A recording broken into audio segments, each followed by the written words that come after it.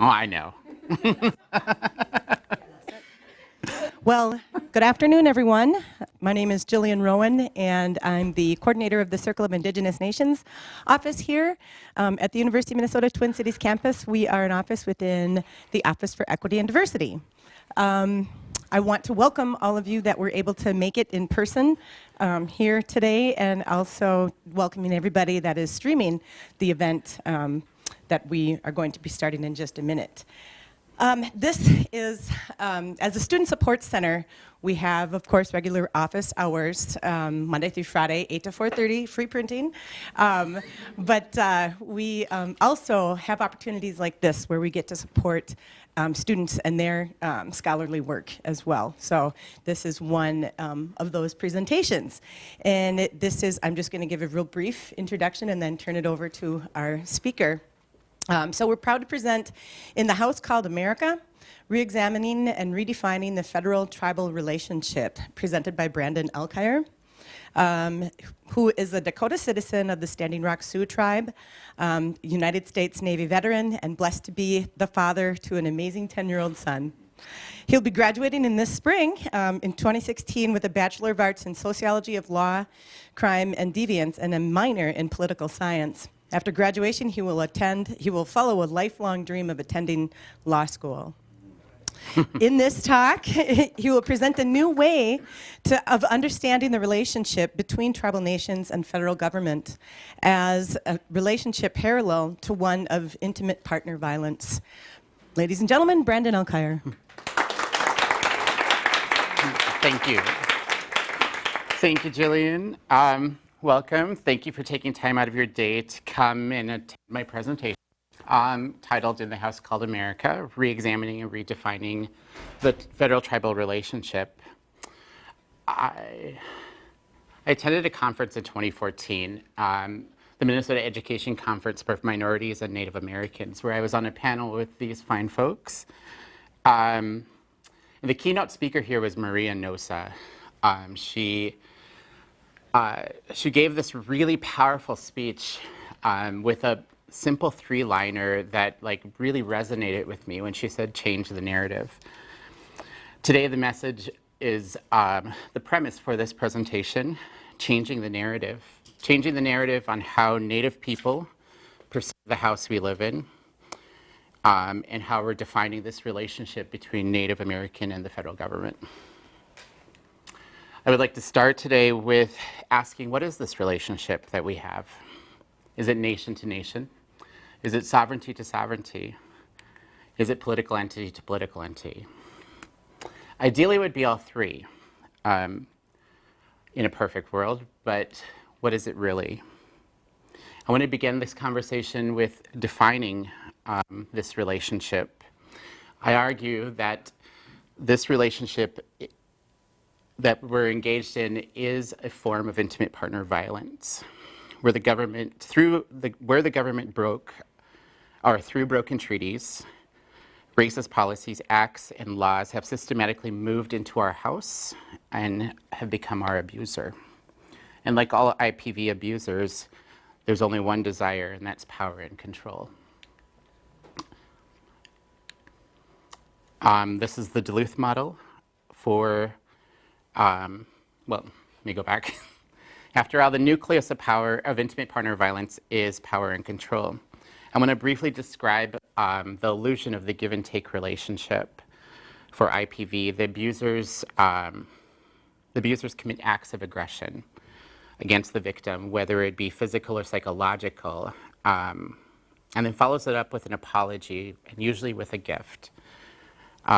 This cycle repeats time and time again, which then conditions the victim to see any small act of kindness as something larger than it really is. This also helps to remove agency from the victim, which is the primary goal of the abuser.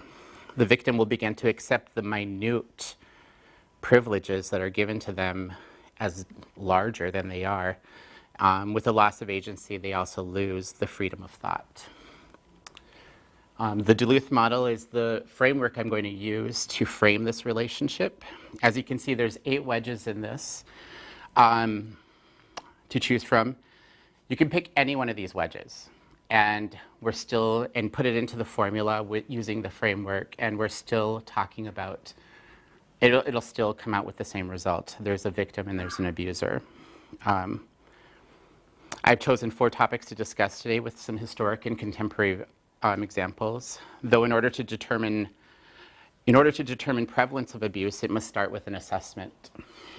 I use the CDC's 2015 National Report on Domestic Violence and IPV as a tool to show how healthcare professionals are identifying IPV. The report contains commonly used assessment questions in the US by frontline healthcare workers like our doctors and nurses. Suspected abuse, and to measure the level of occurrence. The primary goal after this is confirmed is to, and meets a certain threshold, is they intervene on the victim. So the questions I've chosen were, does your partner ever prevent you from seeing your friends, making phone calls, or having access to money without approval? Do you feel controlled or isolated by your partner? Does your partner put you down, yell at you, call you names, or tell you you are worthless? Do you share in the responsibilities and decisions of the household, or do you feel like you're treated like a child? Keep in mind that the pairing is one of many possible combinations we could use to show that this relationship exists, but you still come out with the end result. And the first one I want to talk about is applying this assessment to the federal government relationship. Does your partner ever prevent you from seeing your friends, making phone calls, or having access to money? There are many examples you could give for this. I've chosen to discuss access to money without approval, because this could be unpacked in several different ways. Now let's take the assessment questions and place it into the Duluth model. We're talking about economic abuse. For tribal nations, there's 2 examples I chose here, but for tribal nations, a lot of times financial decisions are reliant on governmental approval. We're talking about budgets, leases, and spending.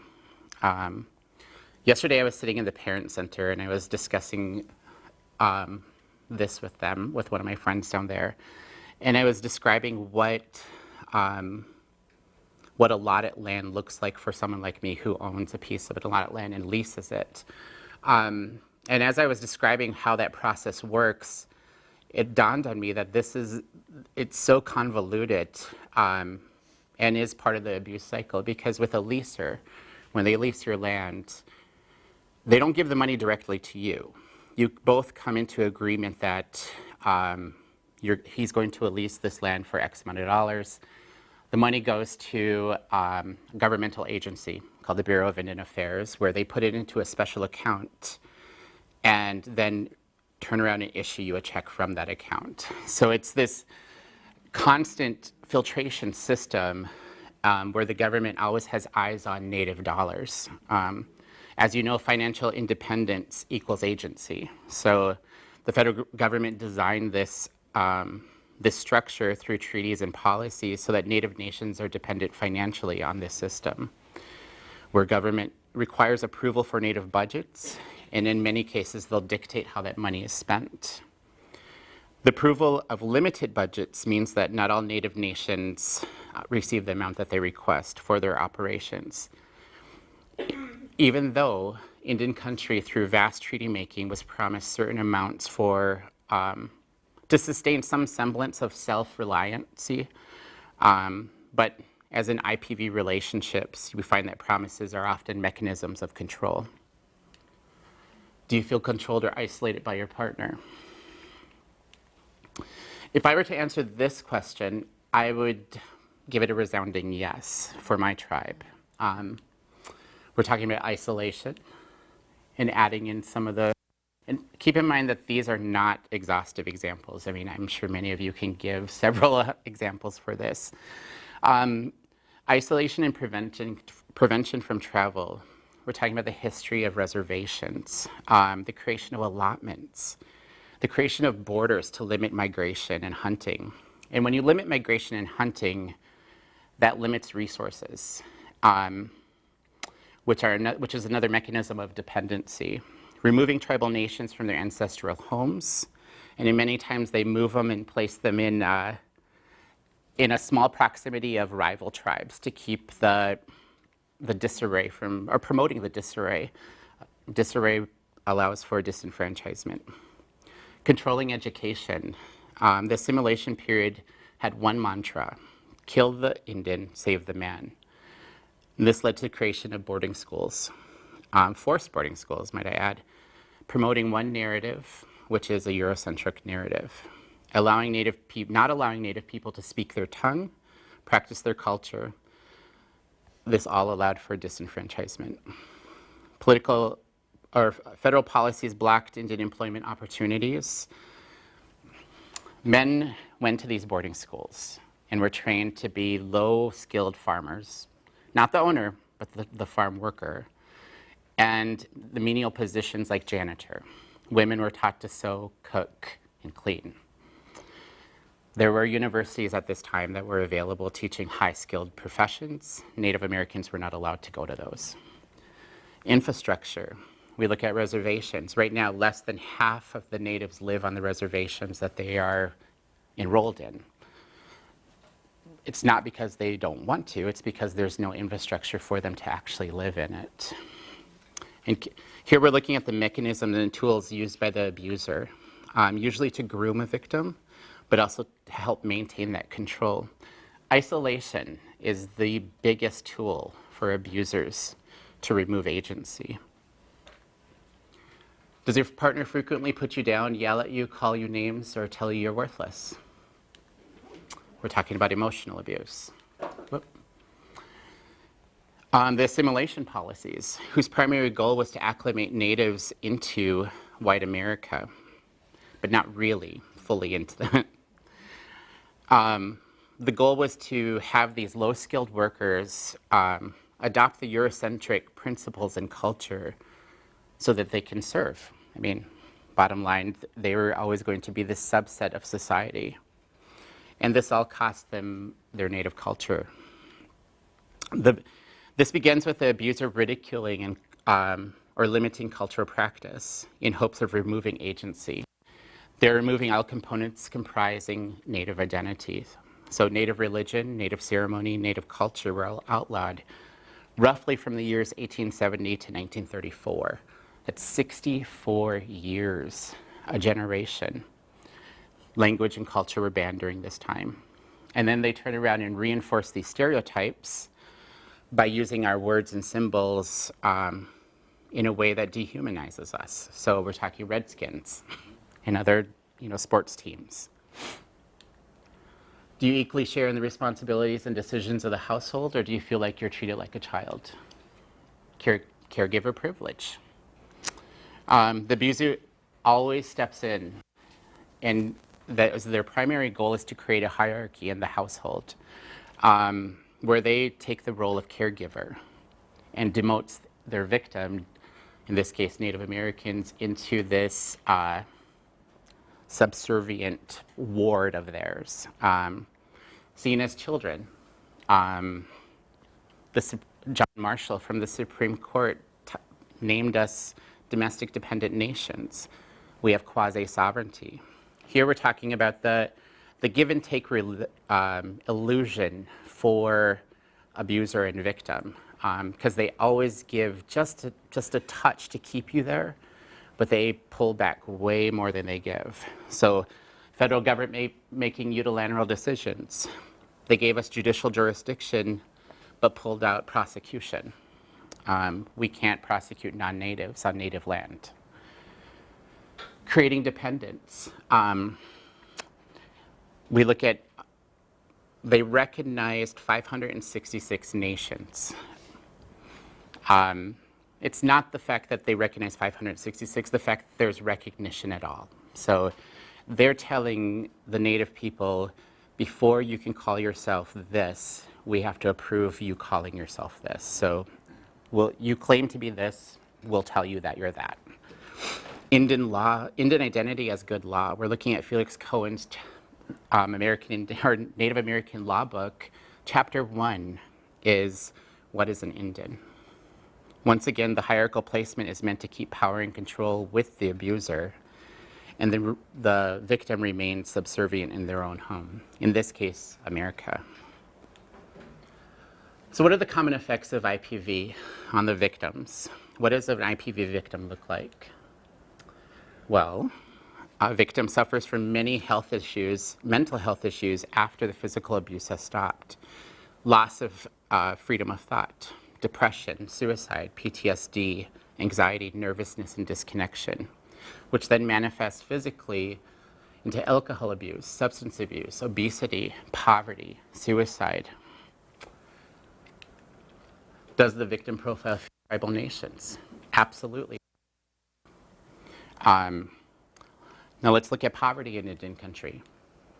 We have the highest poverty rate. Native Americans suffer from the highest poverty rate in our nation. This statistic was taken from the US Census 2007 to 2011. This is a symptom of IPV, which complacency is created through poverty. Remember that the federal government designed reservations, so this shouldn't be a surprise because they were designed not to be economic tools, since poverty also equals, no poverty also equals agency. You could bring this back to loss of agency, loss of identity, and which is reinforced by economic abuse and educational abuse as well. We have the highest rates of diabetes in the country. Yes, there's a genetic predisposition, but it's also symptomatic of the choices that were made for this population. This statistic is taken from the National Diabetes Association. Here we're discussing commodity programs on reservations, the lack of healthy choices in food markets, and the inability to purchase those healthy choices. Complacency is gained through poverty, and poverty is directly correlated to poor health. Economic abuse, education abuse, and depression fit in this category. Let's look at substance abuse. Native Americans have the highest rate of substance abuse in the nation. This is from the Office of Applied Studies. The use of substances is an escape which is common for a person who has suffered PTSD, depression, or victim abuse. This is also common for people in IPV relationships. Let's look at suicides. This statistic was taken from the CDC 2012-2013.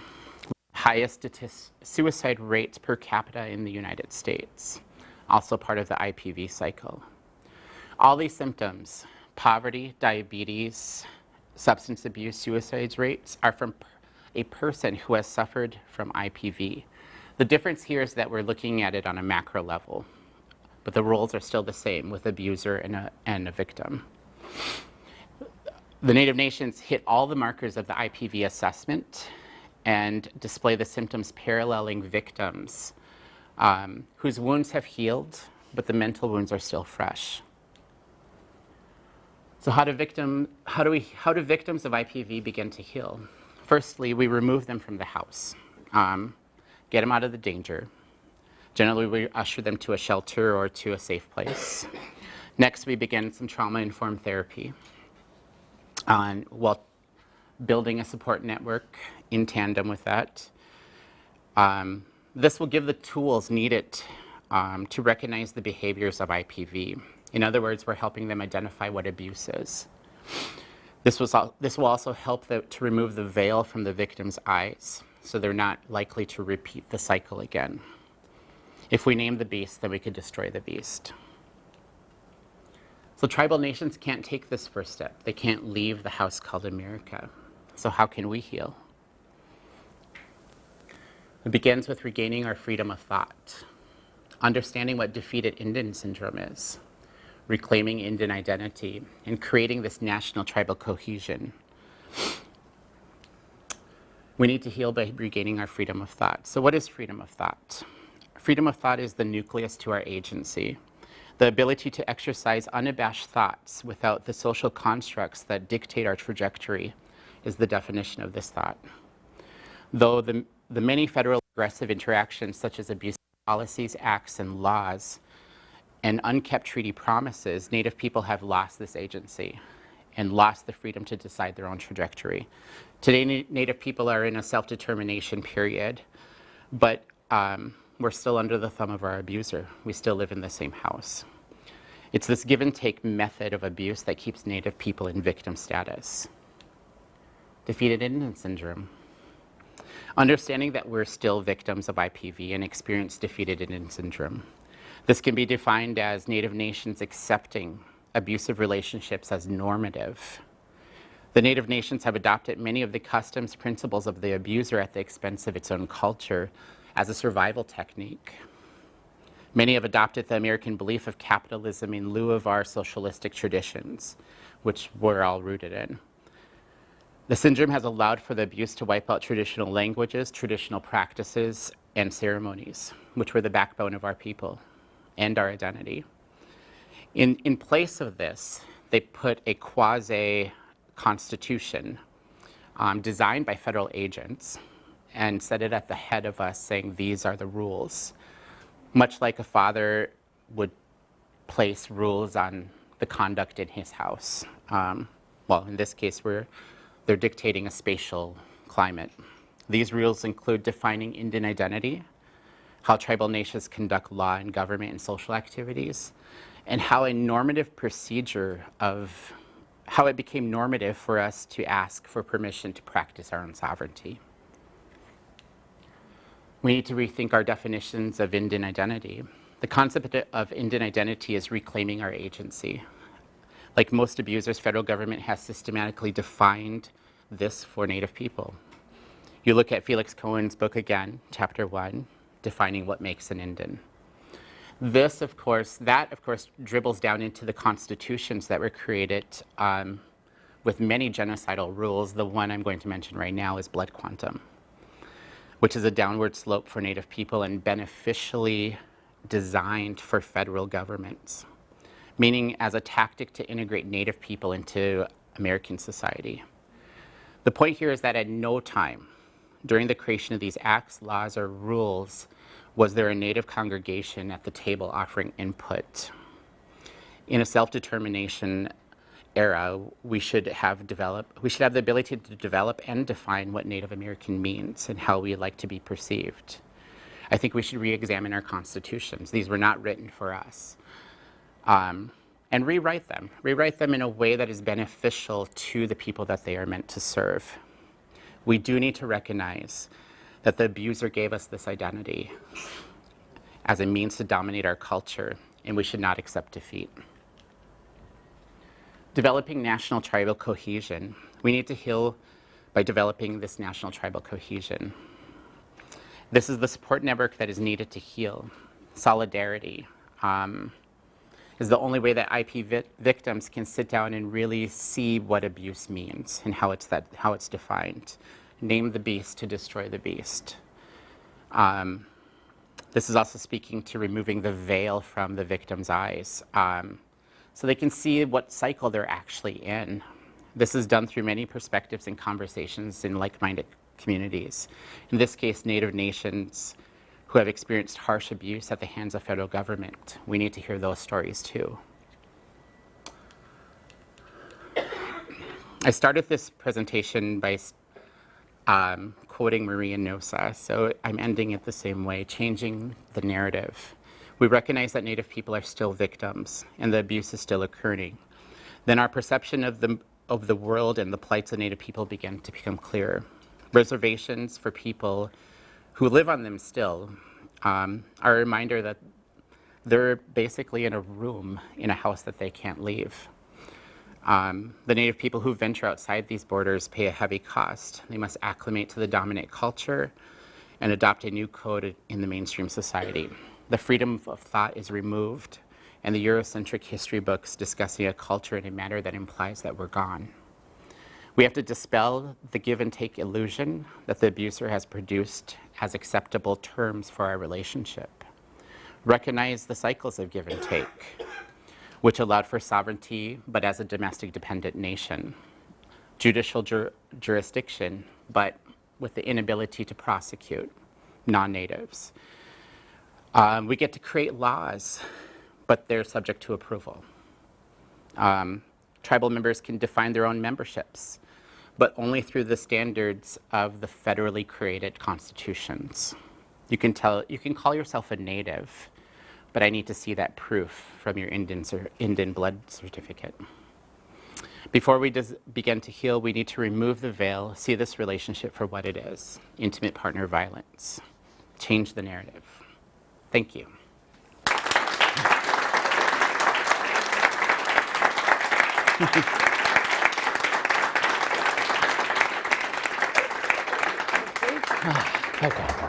You want to take any questions? Sure, if you guys have questions, I'm more than willing to Questions, answer. comments? Pass the mic around.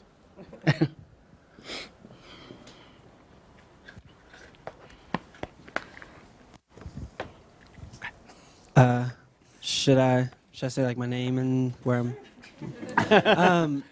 Hi, I'm Cage. I'm a senior here at the university studying acting and a employee here in the Circle of Indigenous Nations.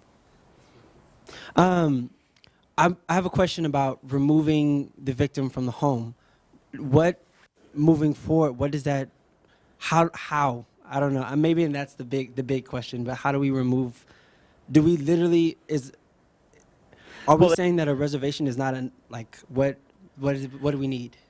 Well, I guess that was one of the points behind that is the question, actually. How do we begin to heal and recognize that abuse is happening, first of all? Because we're not able to actually leave the house, how does a victim come to understand their role in that house or change their role in that house? So it's a nightmare situation, obviously. But if we start to recognize the relationship we're in, we can start making the changes from that point forward. So the short answer is Yeah. Yeah. Part of that is redefining the house, and we're starting to do that as Native people. right. Years ago, my name is David Isham. Hi, everyone. But years ago, I grew up in the Twin Cities area. I'm from Lac-Courte in Wisconsin, and years ago, we were taught U.S. history sans Indian history. Right. Okay, so growing up, I was totally unaware that this is Dakota land, Right. right here where we are standing. We are redefining that as we become more and more in a position to voice our concerns and our opinions. We are redefining that household shape per se. Rightly so. We're not removing them from the house, but we're changing the house, and we're making it more accessible, more appealing, more in a different way, positioning that person who is a victim of this to regain pieces that have been lost through models that have been set to destroy. And so it's not like a physical removal, but it's a mental capacity where you're going to change those dynamics. The idea behind, the idea behind freedom of thought is one of the cures to that. It's deciding our history, being told by us, and showing it in a way that that brings us into the contemporary too. I mean, it's our trajectory. It is a mental piece, absolutely, because we do have to live in this house with them. We do have to live in the house with our abuser, but we can change our role in that by reclaiming, and we do it with language revitalization. I mean, there's a lot of different components behind changing that role, but it starts with understanding that we're surrounded by this concept and by this abuse. So, before the healing can help. Well, coming at it from the domestic violence side, another solution, sorry about my throat, is getting the abuser out of the house. And Right. while you can't kick the entire rest of America off the North America, getting the abuser out of your political power and rewriting a constitution and getting them to leave your area alone could be another metaphor. Right. Well, and it also takes doing things like that. Those little steps like that help pull back agency. So, I mean, one of our freedom of thought is equivalent to regaining that agency. It's a key component to that. So, and that's one of the goals, is to reclaim our agency. We should be able to decide what we call ourselves. I mean, I don't want to be Sue, I want to be Dakota. You know, I mean, those are key pieces to our own identity that have been stolen away by these weird policies. I mean, I'm still flabbergasted that there's a full chapter that says how to define an Indian. You know, and this is good law today. So, anyone else?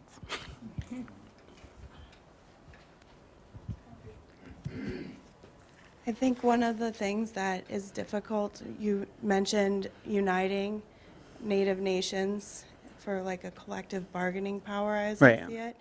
And that's difficult because one of the issues with natives is that they're defined as this ubiquitous entity when they're all incredibly deep and unique nations. And there's even more than is even recognized by the government. Right. And so how would you start bridging that? Well, and I think without this helps reifying to start the bridging, because to understand that yes, we're all unique, but we're all under the same, we're living in the same house with the same abuser. So my experience may be somewhat different than the Cherokee tribe or the Dene people. We're still in the house with the same abuser, producing the same policies, producing the same acts that keep our identity. And one of the primary goals is to create disarray. They don't want collective bargaining. I mean, that's the idea behind disenfranchisement. You know, let's keep you in small pockets. It's easier to deal with you then than to build a support network. So, I don't know. Thank you. Yeah, one way that Native nations have sought to break the isolation is, you know, Native nations have been taught you're on your own, you're isolated on your reservations, and the only knowledge you have is within that circle. And I think one of the ways that Native nations have fought against that narrative is to say we can internationalize the issue. You know, we can step out of the household in the sense that we can connect with indigenous efforts globally, we can go to international courts of appeal. We don't have to listen to the abuser's words in order to find legitimacy for ourselves. Right. We can actually extend that reach and break that cycle of isolation and build those relationships that demonstrate our independence from the house we live in. Right. And I think we're starting to do that today. Thankfully, we're starting to do a lot of those different actions that remove us outside of our borders. But there was a time when we couldn't. We lived for so long within those borders, hearing one narrative. And how does a person, we're talking about an abuse victim over 200 years or longer, you know, how do you pull out from that? So it's going to be this slow process of like, you know, I can go do this. I can call myself this, and it's okay without having legal justification for that. We don't need legal justification. You know, we can rename ourselves. That's why I think it's to our cause by taking back our constitutions. Let's rewrite those things. They were written by federal agents. I think the other piece is, I want to thank you very much for this, that it helps to articulate the pain. Right. Because we know the pain in those relationships, and sometimes when you think of the abstract of Indian nations, you don't hear the pain. Right. And unless you know it intimately yourself, it's hard to Well, appreciate and that. not only does it like show the pain, but it shows that it's ongoing. We're not a survivor of this. This is still happening. I still have a certificate of Indian blood in my bag, I carry sometimes. But it says that I am this much Indian. Now, who the hell has measured that, you know, and how do you prove race? So I love that piece that this is broader and it's still fluid and it's still happening, you know, because that's one of the keys behind abuse. The abuser wants to let everybody know that is stopped. And it's not. It is covert and it still goes on. So the mic is for everybody that's streaming, just in case you're wondering. Like, dashing around. Hi. I just wanted to know, I know you brought up the fact that you think that it is, like, I guess your duty or the duty of Native people who have recognized that this is intimate partner violence to? They have not yet. This is new way of No, I'm just viewing saying, it. like, So, like, so right. You're saying like, you know, recognizing that this is a thing and making your other, you know, Native people understand that this is happening, right? Right. And I think that that is like a problem in many minority communities. Like, you recognize that something is happening like this, or that something that you are being like abused by. This, you know, and the funny part is this model, I've done it for Native Americans because we do have a different status. We have a political status. This model could easily be tweaked for any disenfranchised group because a lot of times they suffer some of the same exact symptoms and they have the same trauma. So this definitely could be, you know, fashioned for the African Americans or the, you know, gay and lesbians or whoever. And I just wanted to know, like, going like forward, how you would, I guess, educate like your people to like, you know, like how do you like, let somebody know, like how do you let a victim of abuse like break them out of this kind of Stockholm syndrome like Right. cycle? How do you, because I think that's something that you run into a lot when you're trying to. Well, that's going to be one of the biggest challenges of introducing this kind of perspective is people aren't ready to know that they're in abuse because there's a sense of shame that comes with that. And they're not going to want to accept it readily. But, I mean, I guess persistence is the answer to that. I will definitely pound on them to say, listen, well, not pound, I'm just talking about abuse here, but but I will keep reintroducing it to let them know that they are victims of that. So, absolutely. I do have papers available if you guys want to read the final draft of this. I do have a long-term goal of creating a book from this because this is broader. This is the 20-minute presentation. This is bigger than that. I mean, there's so many different layers to this, and I would love. I mean, you guys definitely can read it. So.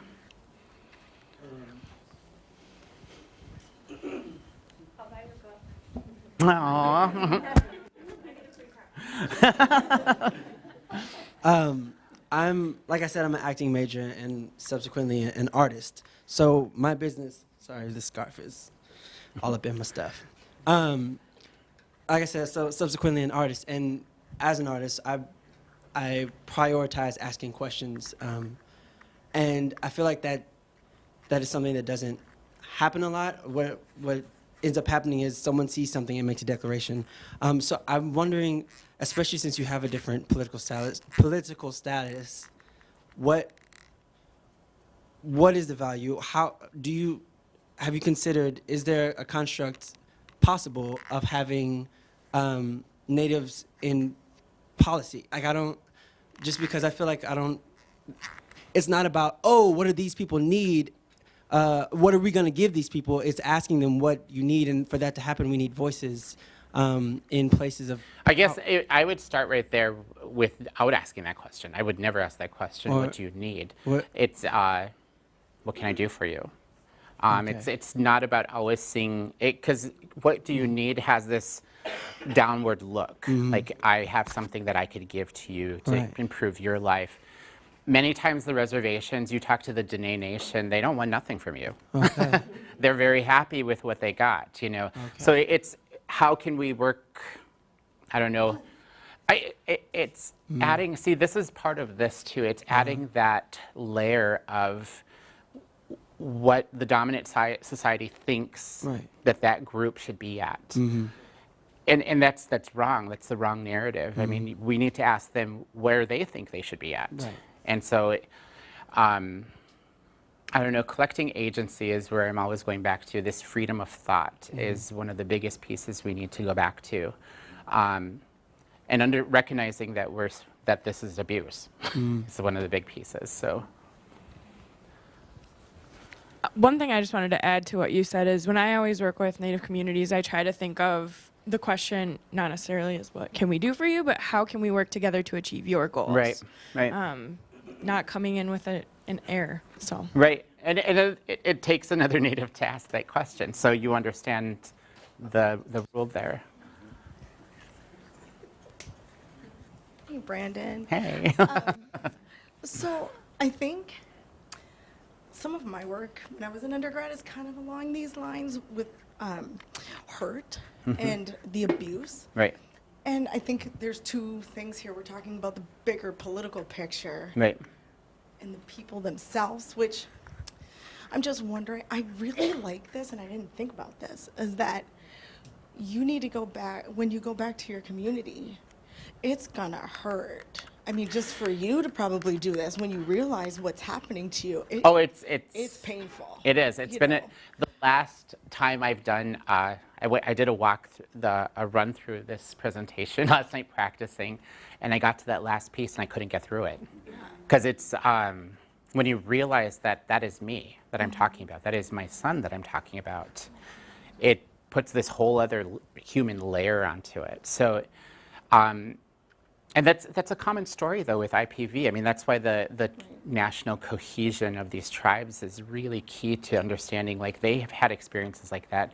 They haven't viewed it like this, but I mean, when you put this out there, you're like, oh, it makes sense now, you know, and recognizing that, because that's where the healing starts. Right, and it's like, you almost, I don't know if you would agree to this, but you almost have to break apart who you think you are and what you think you Oh, know, absolutely. and let yourself cry and let everybody around you cry and walk Right. them kind of through it. And I don't think that you can build past that until you even know it, like you said. Well, you know, until you let yourself. and that's exactly what freedom of thought is. It's Right. like recognizing that all the codes that I've been receiving my whole life about my own identity, about my own culture, Right. weren't derived from our own making. So it's somebody gave me this identity, the abuser gave me this identity, and I need to figure out how we can give that identity or a better identity back to the people, Right. or help them develop that identity. I really enjoy this. Good job. Oh, thank you. All right. I was just wondering, great job, by the way. Thank you. I was wondering what kind of pushes there have been to reclaim this agency? Like, have there been any movements to rewrite Absolutely. the constitutions, that type of thing? We have language revitalization. I mean, that's one of the big pieces, like the 64 years without language and culture. I mean, children were born and died in that time period that never knew Anishinaabe or Dakota. So there is language revitalizations that are happening. We managed to maintain ceremony. But it's identifying the abuse, identifying what culture is not, is the way we have to work. It's this backward stepping to say this is what is not part of this, and then this. So versely, this must be what is part, and trying to separate those two to understand what this looks like. So, but the only thing I can think of, I know there's other components that are out there, but those were the main two I can think of. So. Awesome. Oh.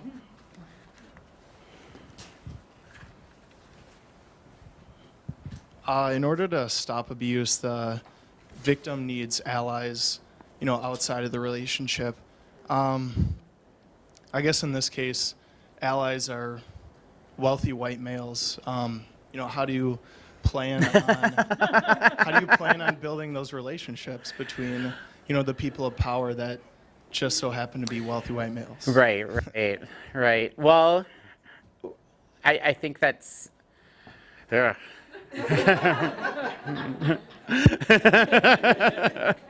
think we're entering into a good phase of that right now, especially with as many. I mean, I'm looking around the room. I'm seeing Native student. I think we're on the road to helping to reclaim some of that stuff. I know my friend Simone here is very active in her community, so we need to move more of these people into policy-making positions, is my point. We have education. We claimed that piece for ourselves through great adversity. And the world will shift. The world's shifting now. So it's not always going to be a dominant group over a non-dominant group. In this case, minorities are not going to be minorities for long. So in that shift is when we'll start talking about what does this agency look like? So, and that's my best answer.